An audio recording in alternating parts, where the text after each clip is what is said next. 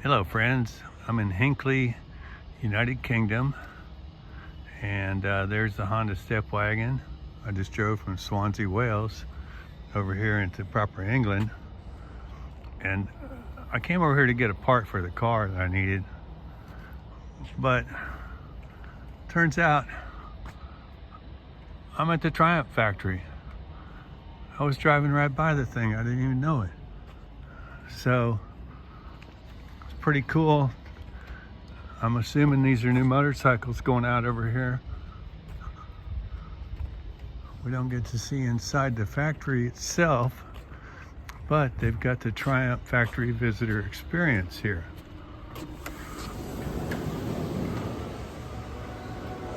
They've got a nice little coffee shop here. And on the wall, they've got lots of engines.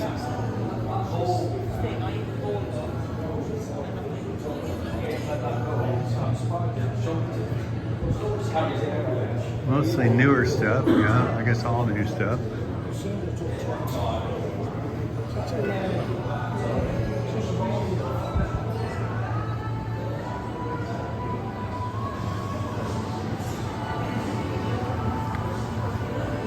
Very modern building here. I'm sure this is a replacement because they've been around since 1902.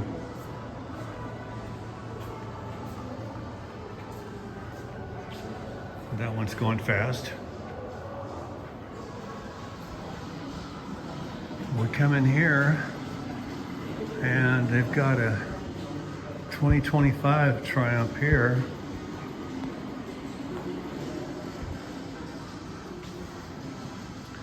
But they've also got the very first Triumph ever. This is the 1901 prototype, built with a Triumph bicycle frame to see if there's any demand for a motorcycle, and apparently there is, because they've done pretty well with it. Said this one is using a engine provided Belgian manufacturer Minerva belt drive. And then we get to the 1916 Trusty.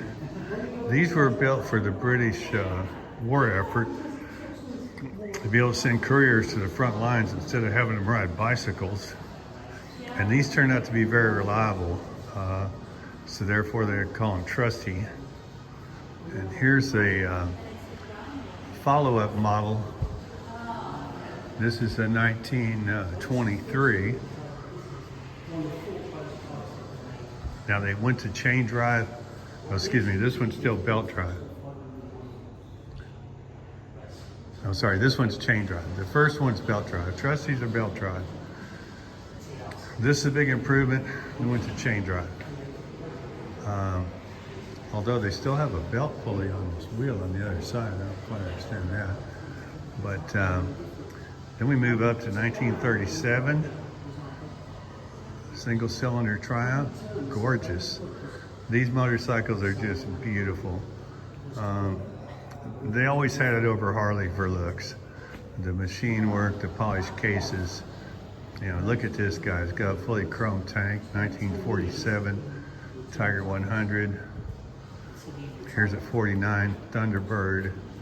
What a gorgeous motorcycle.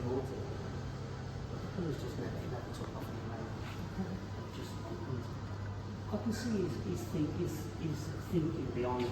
It's sort of like an early Cadillac or something like that. And, you know, the mute. This is the first ever Bonneville T100 120, a 650cc.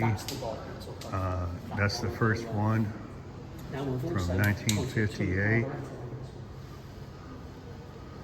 Gorgeous, gorgeous motorcycles. This is the 1958 here. This is a 1959. They went to this bodywork on the back. They called it the bathtub fairing, and I like this. I like this a lot. I think that the Honda Dream motorcycles copied some of this styling, where everything was encased and, you know, smooth and slick. But And eventually, the Americans didn't like them that much. They wanted something more like this. Actually, this is the first Trident prototype from 1965. So they used a Bonneville frame and the first 3-cylinder engine. This is the bike, and they finally produced the Trident in '68. This is a prototype scooter, 50cc, that never made it into production. There was only, I believe, 3 of these made. The Tiger Trail.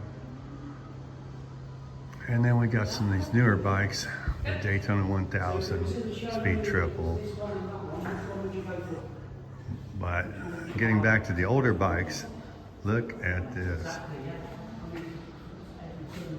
Look at that. This is 1937. Now that is cool. This is a racing bike. Look at those handlebars straight down. Unbelievable. This one is a one-up bike, and he broke a record at the Brooklyn's Bank Circuit in Surrey at 118 miles an hour. Can you imagine 118? Look at that thing. Oh, these are just beautiful.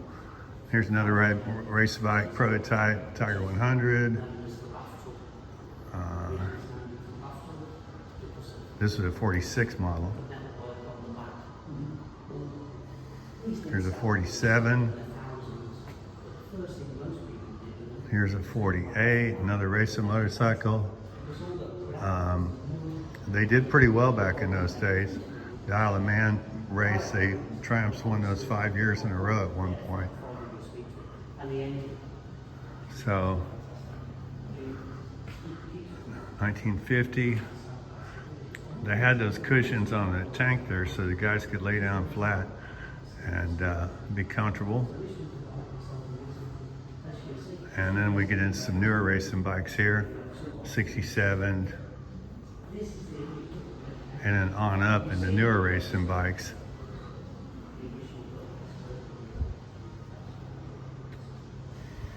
Getting back to some of the older ones here. This is a 61 racing bike, number 17. This is beautiful. Love this red bike. I had a bike very similar to this. I had a 68. This one is a 61 Trophy. The Trophy and the Bonneville are different. The Trophy always had one carburetor and the Bonnevilles had 2. So that was the big difference. This is 59, and these were called pre-unit. In other words, the transmission was a separate case from the engine. And at some point, I'm not sure exactly what year, they went to unit construction, they call it, where they integrated the transmission case into the engine case, which for mechanics probably didn't make them happy because, you know, you had to split the cases to get the transmission apart. This is a 1960, built to race in Australia. This is a pretty little green one here.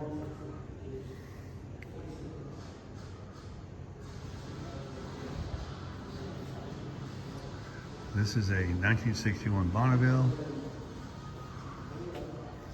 What eye candy this stuff is. Really beautiful. Prototype Scrambler, 500cc. So they had different classes depending on the size. So this is a motocross 500 Spanish Grand Prix is what it raced in, and he won it. So this is 650 unit construction prototype. So this is the first one in 1959, the prototype.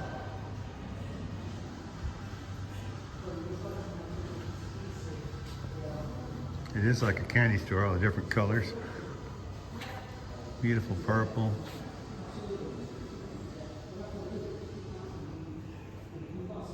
That's a 62 model.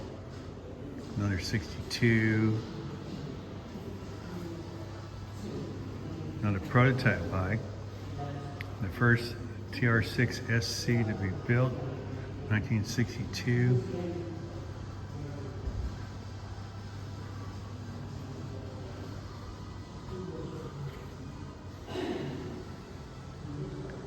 So it's got an aluminum barrel in it, which is very rare.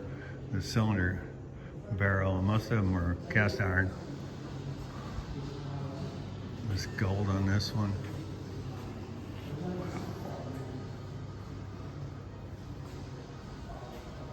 Beautiful blue-green on this one.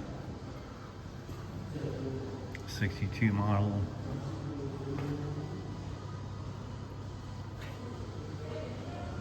And then this one, another 650. Won a gold medal in Germany. Beautiful orange one.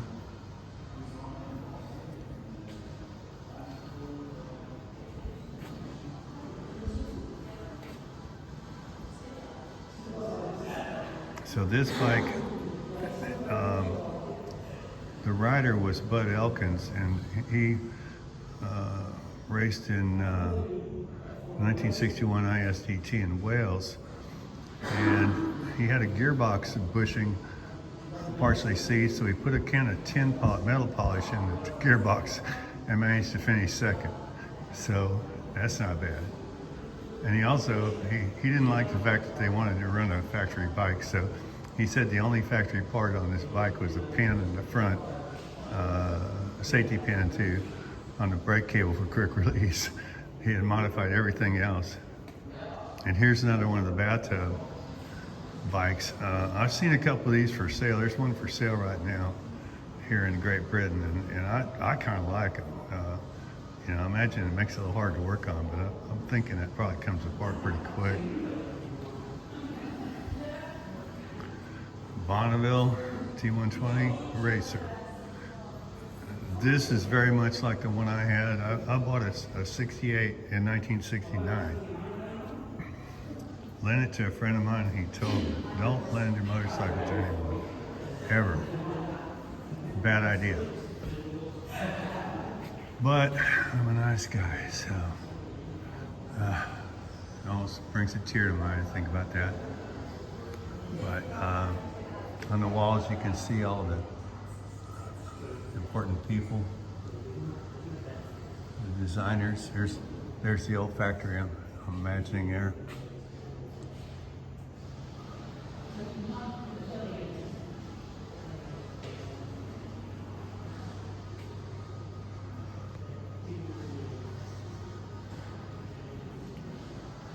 Hill Sign Agency for Triumph motorcycles. That's so cool. So cool. And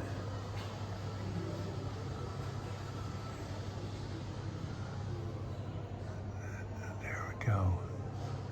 So there's a quick tour. I hope you got enough color out of that. My goodness, this place is beautiful. These two guys had the same gas tanks, 1916 and 1923, with different front ends. This has like a Schwinn bicycle front end. I imagine they copied this from Triumph, but we've seen these springers like this. And then this springer is a girder type with springs down low, and these look like old kerosene lanterns. Yeah. Wow.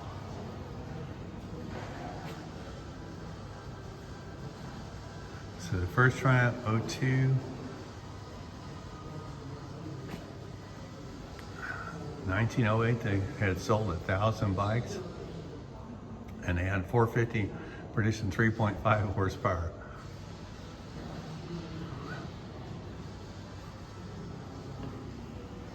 Their first big win, 2015, the Trusty, 1915. Sorry, the first TT was in 1908. Trusty, 1915. 27 was the Coventry factory. Edward Turner came along, chief designer. 1937, the Speed Twin, capable of more than 90 miles an hour. The new factory here in 1942. They sold 50,000 motorcycles to the military during this period. 46, I think it started getting bigger. And 1953, Marlon Brando rides the 650 1950 Thunderbird GT in the Outlaw film, The Wild One. 1955, he made 193 mile an hour in 1955. Johnny Allen, built by a trio of Texan enthusiasts and powered by a tuned 650 Thunderbird motor, 193. And then in 1956, the Texans returned with the same engine, reworked streamliner, and then set a record of 214 miles an hour in 1956. Wow. 650 came out in 59. 62. Steve McQueen rides a Triumph in The Great Escape. In 1966, they set another world speed record of 245 miles an hour with two Triumph 650 engines. 67, Gary Nixon. Evel Knievel jumps the Fountain of Caesar on his Bonneville T120, excuse me. And so on and so on. So Triumph's got quite the history. And what a beautiful accent to wind up here today.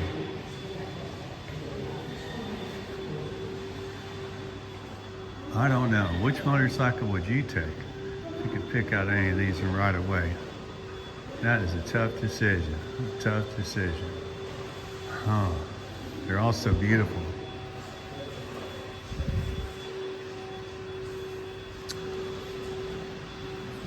I'll have to review the tape on that because it's a tough decision. All right, well, there you have it from the Triumph factory. And it's a little long, but you know, we've got plenty of beautiful things to look at here. So let's finish it up with old number one. More later.